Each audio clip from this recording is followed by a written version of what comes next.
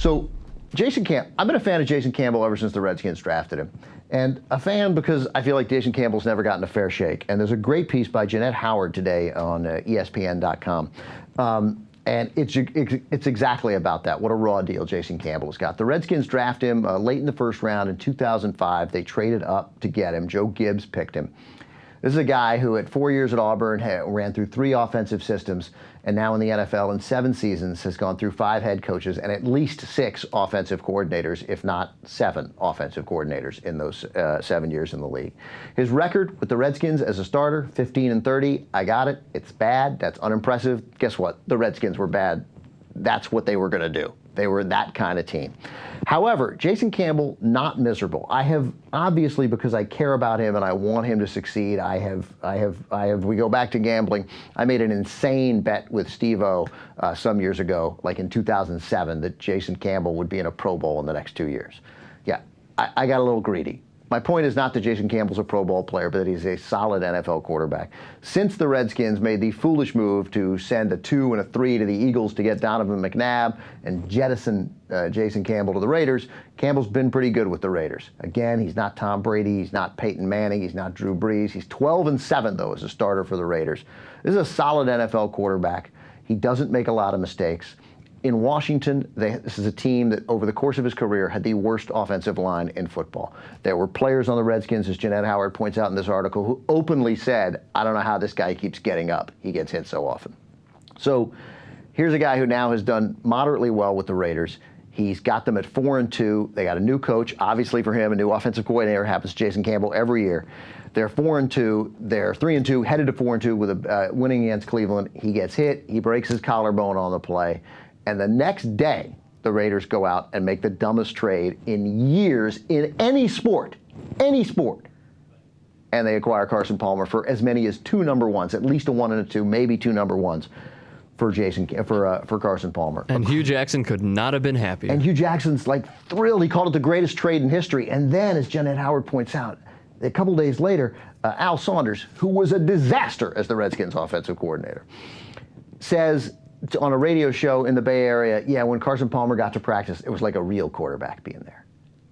Screw you. That is such crap. You got a real quarterback. It was Jason Campbell. Jason Campbell is better than Carson Palmer.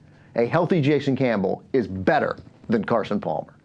Let's say that one more time, because that's a good thing. Jason Campbell, Carson Palmer. Anybody's going to be better than Carson Palmer going into a whole new system that he hardly knows. Anybody's going to be better than him. No, he's Rex Grossman will be better than him. Give them the same system. Everything's the same. They're the same. They've had the same amount of practice time. I will take Jason Campbell over Carson Palmer. And I will certainly take Jason Campbell for free over Carson Palmer when it costs you a 2 and a 1 and maybe 2 number 1s. So I feel incredibly bad for this guy. That thing Saunders said, you know what? He said, that's a real quarterback. That's bad, man. And Campbell, by the way, it doesn't matter whether Mike Shanahan boots him out of Washington by trading for Donovan McNabb, and we know how that worked out. And then, by the way, Shanahan and his boy hideously embarrassed McNabb shamefully the following year. I hate those guys. Or here, what does Jason Campbell do? His job, man. He shows up. He even learned the Redskins playbook, studied it for 4 weeks after trading for McNabb because he didn't know whether maybe he'd come in as the Redskin backup. This guy just does his job. He's even now, he says, well, it was upsetting when they got Carson Palmer a little bit at first, but hey, it's a business, and now I'm going to go about my business. My hunch is he's not going to play for the Raiders again this year. They haven't put him on IR yet, have they? I don't think so. Yeah, he's going to be a free agent after the season with Ryan Fitzpatrick signing with the Bills today, a big deal. Jason Campbell probably be the most sought-after free agent quarterback in the league. Not a great year for free agent quarterbacks. As much as we're praising Jason Campbell, you don't turn your franchise around with him. Crap teams are going to go after Andrew Luck in next year's draft. Oh, man. It's a suck for luck campaign. Andrew Luck is going to be so good. Yep. But if your team is ready to win, man, if you're like the Raiders, who are 4-2, and you got a serious running game, you got an offensive line that opens holes, and you got a really good back in Darren McFadden and a serious not so much change of pace back, but secondary back in Michael Bush. And the Raiders got 3 pretty good young receivers in Moore, Ford, and Hayward Bay. Competent receivers. They can at least stretch the field. They have speed.